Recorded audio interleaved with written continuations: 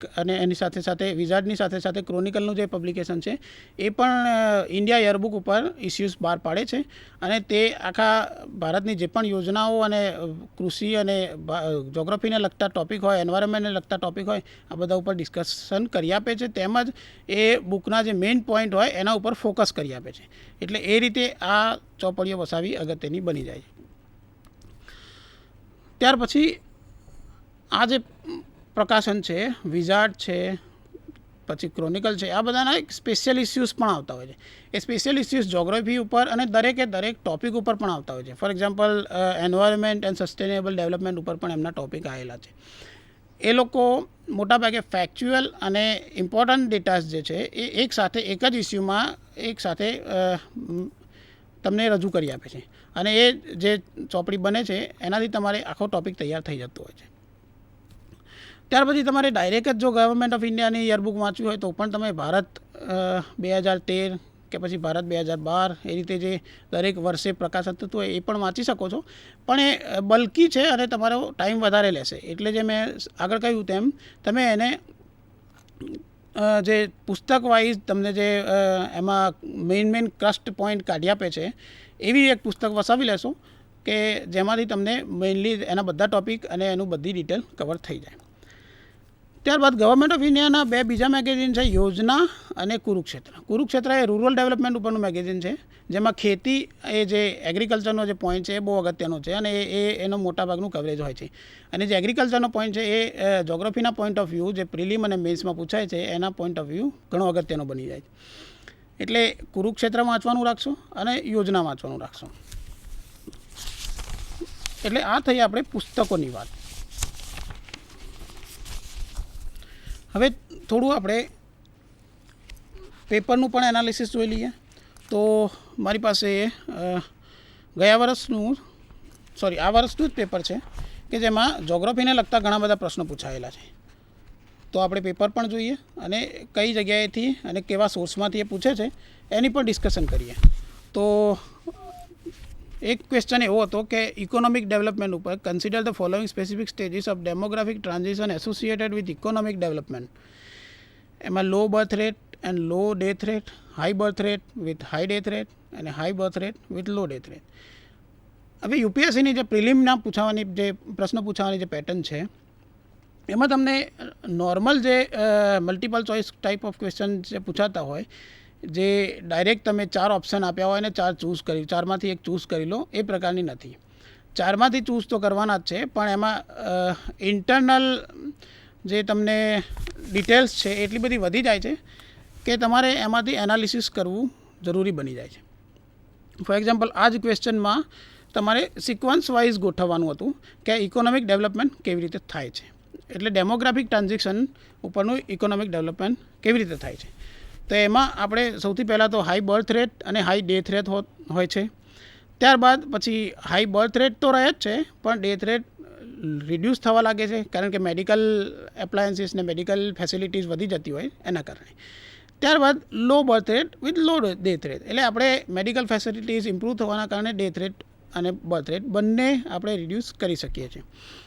એમ આ એક જે ક્વેશ્ચન હતો એ ડેમોગ્રાફિક ટ્રાન્ઝિશન ઉપર હતો અને તમે આપણા ટૉપિકમાં જોશો જે સિલેબસનો જે ટૉપિક છે એમાં આપણું જે સોશિયલ ડેવલપમેન્ટ તેમજ ડેમોગ્રાફિક્સ જે લખ્યું છે, ઇકોનોમિક એન્ડ સોશિયલ ડેવલપમેન્ટનો જે પોઈન્ટ છે એમાં ડેમોગ્રાફિક્સ જે પોર્શન લખ્યો છે તેનો આ ક્વેશ્ચન છે.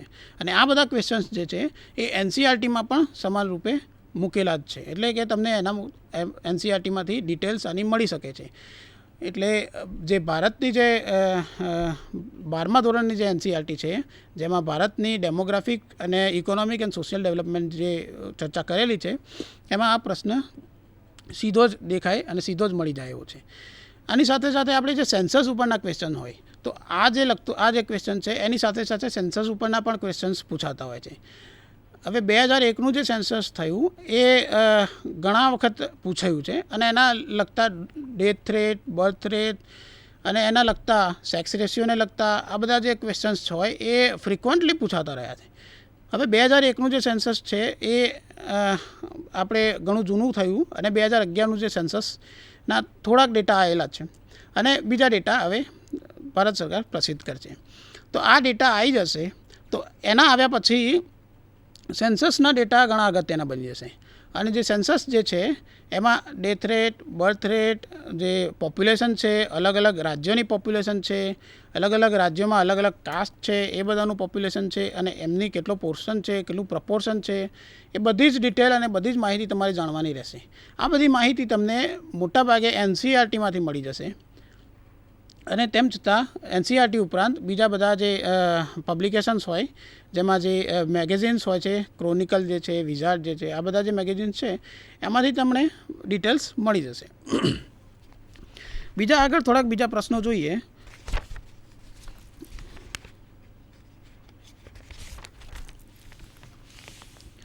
Which of the following is the chief characteristic of the mixed farming? આવો એક ક્વેશ્ચન પૂછે તો આ જે છે એ ક્વેશ્ચન્સમાં અલગ અલગ ઓપ્શન આપ્યા હતા. એમાં cultivation of both cash crops and food crops.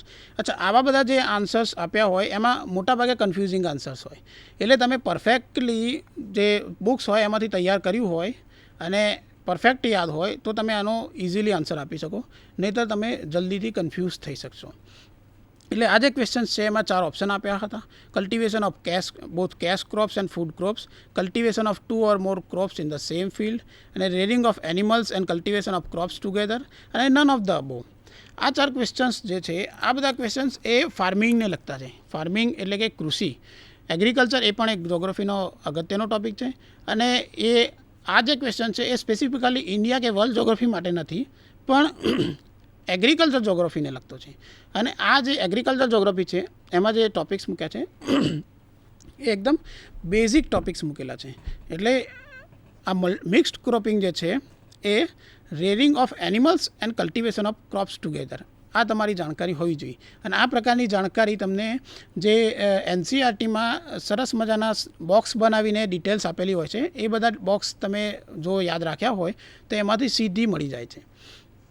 પછી નેક્સ્ટ પૂછ્યું છે પર્ટિક્યુલર સ્ટેટ ઇન ઇન્ડિયા, એની જે કેરેક્ટરિસ્ટિક્સ આપી છે. હવે આવા જે ટોપિક્સ હોય એ તમારું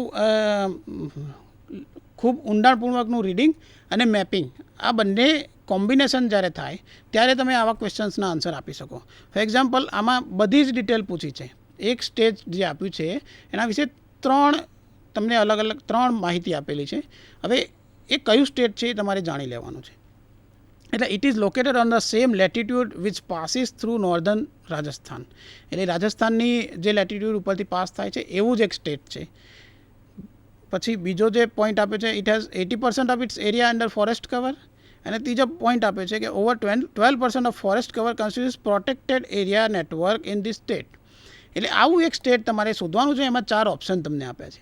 એટલે આ જે ક્વેશ્ચન છે એ મોટાભાગે તમને મેપ અને જે રીડિંગ છે એ બંનેનું જ્યારે કોમ્બિનેશન અને ઊંડાણપૂર્વકનું ચિંતન અને મનન હોય ત્યારે તમે આવા ક્વેશ્ચન્સનો આન્સર આપી શકો. આ ક્વેશ્ચન્સમાં 4 ઓપ્શન આપ્યા છે, જે હું તમને કહું કે અરુણાચલ પ્રદેશ છે, આસામ છે, હિમાચલ પ્રદેશ છે અને ઉત્તરાખંડ છે. હવે આ 4 જે સ્ટેટ છે એ 4 સ્ટેટ એક જ લેટિટ્યૂડના તમે મેપિંગ કર્યું હોય અને ઊંડાણપૂર્વક ના કર્યું હોય તો તમને એક જ લેટિટ્યૂડ ઉપર લાગશે અને એક જેવા જ લાગશે. એટલે આ ક્વેશ્ચન ઘણો કન્ફ્યુઝિંગ થઈ જાય. એટલે તમે જો બરાબર વાંચ્યું ના હોય અને આમાં બરાબર ધ્યાન ના આપો તો આ ક્વેશ્ચન્સ ટફ પડી જાય.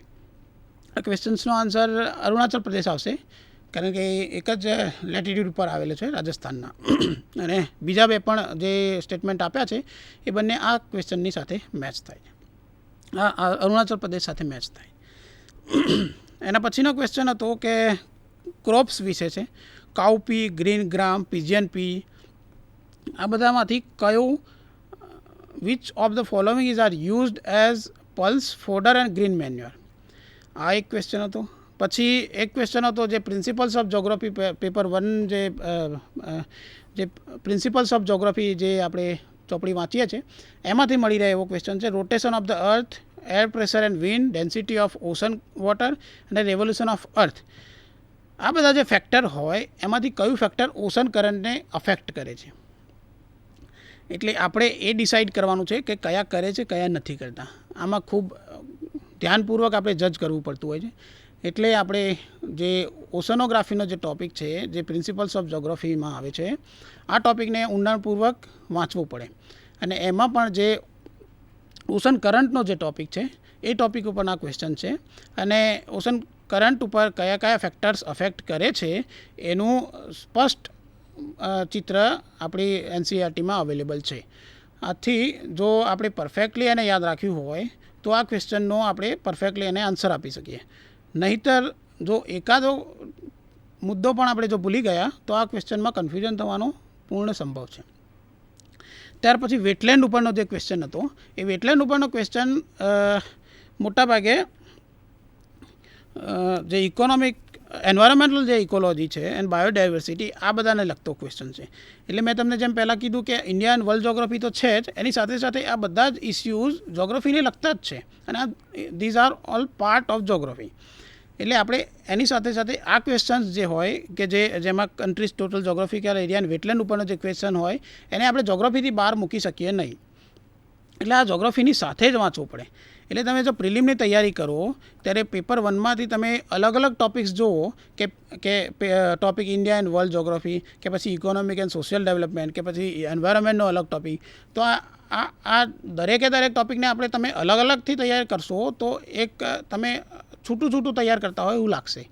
પણ આ જોગ્રાફીના જ એક ટૉપિક તરીકે તૈયાર કરશો તો તમને મજા પણ આવશે અને એની તૈયારીની રીત પણ એ સાચી હશે.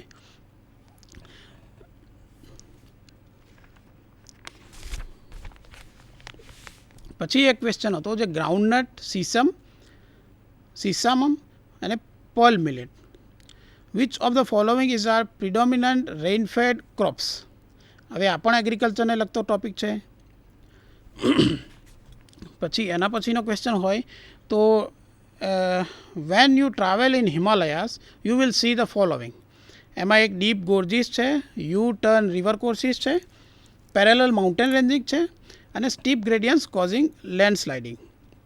હવે આ જે ટૉપિક છે એ ઇન્ડિયા ફિઝિકલને લગતો છે. ઇન્ડિયા ફિઝિકલમાં શું આવે તો હિમાલયની ઉત્પત્તિ, રિવર અને જે પણ મેં પહેલાં ડિસ્કસ કર્યું એમ કે ડ્રેનેજ સિસ્ટમ આવશે, ક્લાઇમેટ આવશે, નેચરલ વેજીટેશન આવશે, સોઇલ આવશે. આ બધા જે ટૉપિક છે ઇન્ડિયા ફિઝિકલને લગતા છે અને આ ખૂબ જ અગત્યના છે. અચ્છા, આ જે ટૉપિક્સ જે છે એ જોગ્રાફીના જે સંપૂર્ણ સમયનો જે ઓપ્શન લીધો હોય તે લોકો જો તૈયારી કરતા હોય તો ખુલ્લરની જે ઇન્ડિયા ફિઝિકલ બુક આવતી હોય છે એ ખુલ્લરની બુકમાં ખૂબ સરસ રીતે આ ટૉપિક્સને ડિસ્કસ કર્યા છે. એટલે જો જીએસની તૈયારીમાં પણ ખુલ્લરનો જે મેઇન ટૉપિક જે છે જેમાં હિમાલયની ઉત્પત્તિ છે, રિવરનું ડ્રેનેજ સિસ્ટમ જે છે, આ બધા ટૉપિક, સોઇલનો જે ટૉપિક છે, આ બધા જો ટૉપિક તમે તૈયાર કરી લેશો તો ખુલ્લર બુક વાંચવાથી મોટાભાગના જે ડિફિકલ્ટ ક્વેશ્ચન આવતા હશે એ પણ તમે સોલ્વ કરી શકશો. એટલે એનસીઈઆરટીની સાથે સાથે જો ખુલ્લરમાંથી તમે ફિઝિકલ જોગ્રાફીનો જો પોર્શન કરી શકતા હો અને એમાં અંડરલાઇન કરીને જે ઇમ્પોર્ટન્ટ ટૉપિક તમે યાદ રાખી શકતા હોય તો એ ઘણું મદદરૂપ થઈ શકશે. કારણ કે જે આ જે ડીપ ગોર્જીસ અને યુટર્ન રિવર કોર્સિસ ને આ જે હિમાલયની જે વધારે ડિટેલના જે ક્વેશ્ચન્સ જે છે એ બધા તમને એમાં સરળતાથી તમે આન્સર કરી શકશો જો એ વાંચ્યું હશે તો. એનસીઈઆરટી ઘણી મદદરૂપ થઈ જાય છે દરેક ટૉપિક માટે, પણ થોડાક તમારે અપગ્રેડ પણ થવું પડે અને ડિફિકલ્ટ ક્વેશ્ચનના પણ આન્સર આપવા જોઈએ. એના કારણે તમારે જે ઇમ્પોર્ટન્ટ ટેક્સ્ટ જે છે જે હાયર લેવલની જે દાખલા તરીકે સવિન્દરસિંહ અને ખુલ્લર એ પણ તમારે વાંચવી જોઈએ જોગ્રાફી માટે. એટલે આખી બુક તમારે એક જ સળંગ લાઇનમાં એક સિટિંગમાં બેસીને વાંચી જવાની જરૂર નથી, પણ એના અગત્યના ટૉપિક જ તમારે વાંચવાના. જેમ કે મેં કહ્યા કે હિમાલય ઉપરનો ટૉપિક તમે વાંચી શકો છો ખુલ્લરમાંથી, પછી તમે સોઇલ ઉપરનો ટૉપિક વાંચી શકો છો ખુલ્લરમાંથી, પછી બીજો જે ટૉપિક છે જે ડ્રેનેજ પેટર્ન છે એ, ક્લાઇમેટ જે છે એ, આ બધા જે ટૉપિક છે ખૂબ જ સારી રીતે ડિસ્કસ કર્યા છે. અને એ તમે આ અગત્યની જે મોટી બુક છે, જે હાયર સ્ટાન્ડર્ડની બુક છે, જે હાયર લેવલની બુક છે, આમાંથી તમે વાંચી લેશો તો તમારે ડિફિકલ્ટ ક્વેશ્ચનનો બહુ સરળતાથી તમે આન્સર આપી શકશો. એ જ રીતે સવિન્દ્રસિંહમાં જે ક્લાઇમેટોલોજી છે, ફિઝિકલ જોગ્રાફીના જો લેન્ડફોર્મ્સ તમને યોગ્ય લાગે પૂછાતા તો નથી, બહુ ઓછા પૂછાય છે, પણ જો તમારે તૈયાર કરવા હોય લેન્ડફોર્મ્સ, કારણ કે એ બેઝિક પાર્ટ છે જોગ્રાફીનો, તો એ તમે સવિન્દ્રસિંહની બુકમાંથી વાંચી શકો છો. પછી એક બીજો ક્વેશ્ચન્સ લઈએ તો normally the temperature decreases with the increase in the height from the earth surface because one, the atmosphere can be heated upward only from the earth's surface. There is more moisture in the upper atmosphere. કે પછી third જે છે the air is less dense in the upper atmosphere. અચ્છા, આ ત્રણ જે point આપે એમાંથી આપણે કરેક્ટ આન્સર ચૂઝ કરવાનો છે કે કોડ્સ બીજા આપ્યા હોય. એટલે ડાયરેક્ટ આપણે કોઈ 4 ઓપ્શન નથી, આ બધા જે 3 જે છે એમાંથી આપણે કોડ્સ ચૂઝ કરવાના છે. એમાં 1 and 3 જે છે એ સાચા છે કે જે the atmosphere can be heated upward only from the earth surface. There is more moisture in the upper atmosphere જે ખોટું વાક્ય છે. એમાં આપણે આ જે ખોટું વાક્ય જે છે એ શોધી શક્યા. એનું રીઝન એ છે કે આપણે જે બેઝિક ફંડામેન્ટલ્સ જે છે ફિઝિકલ જોગ્રાફીના જે એટમોસ્ફિયરના જે છે અને જે મોઇસ્ચર જે એટમોસ્ફિયરનો જે પોર્શન છે આપણે ફિઝિકલ જોગ્રાફીનો એમાંથી આપણે પ્રિન્સિપલ્સ ઓફ જોગ્રાફીનો જે પોર્શન છે એમાંથી આપણે તૈયાર કરેલો છે. એટલા કારણે આપણે દેર ઇઝ મોર મોઇસ્ચર એ નથી હોતું, મતલબ કે મોઇસ્ચર રિડ્યુસ થતું હોય છે. તો આનો આન્સર આપણે સી આપી શકીએ, 1 and 3 ઓનલી.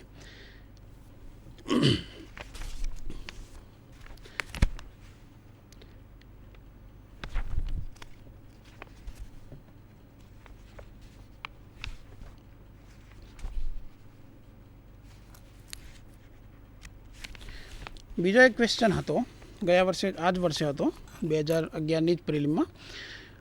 મોન્સૂન ઉપર ક્વેશ્ચન હતો.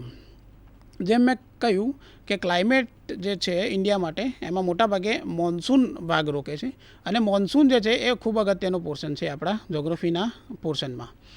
એટલે એ ટોપિક જો પર્ટિક્યુલરલી તમારે ડિટેલમાં વાંચવો હોય તો એક આરસી તિવારી કરીને જે ઇન્ડિયા માટેની એક બુક છે ઇન્ડિયા જોગ્રાફીની એ, અને બીજી એક બુક છે ખુલ્લરની. આ બંને બુકમાંથી તમે મોન્સૂનનો ટોપિક વધારે ઇન્ટેન્સિવલી વાંચવો હોય તો વાંચી શકો છો. એનું રીઝન એ છે કે મોન્સૂનનો ટોપિક જે છે એ સમજવો થોડોક મુશ્કેલ છે અને એમાં જે અલગ અલગ ઓથરે શું મંતવ્યો આપ્યા હોય અને અલગ અલગ થિયરીઝ જે હોય એ બધી તમને આ બે બુકનું જો કોમ્બિનેશન કરશો તો તમને વધારે સરળ રીતે સમજાશે અને મળી રહેશે બધી જ જાણકારી. ગયા વર્ષે પ્રશ્ન જે હતો the duration of the monsoon decreases from southern India to northern India. અને બીજો પોઈન્ટ એમાં મૂક્યો હતો the amount of annual rainfall in the northern plains of India decreases from east to west. હવે આ બંને જે પોઈન્ટ મૂક્યા એ બંનેમાંથી which of the statements given above is are correct. એટલે ફર્સ્ટ સ્ટેટમેન્ટ આપણે ફરીથી જોઈએ તો the duration of the monsoon decreases from southern India to northern India. આ પણ એક સાચું સ્ટેટમેન્ટ છે. Second statement the amount of annual rainfall in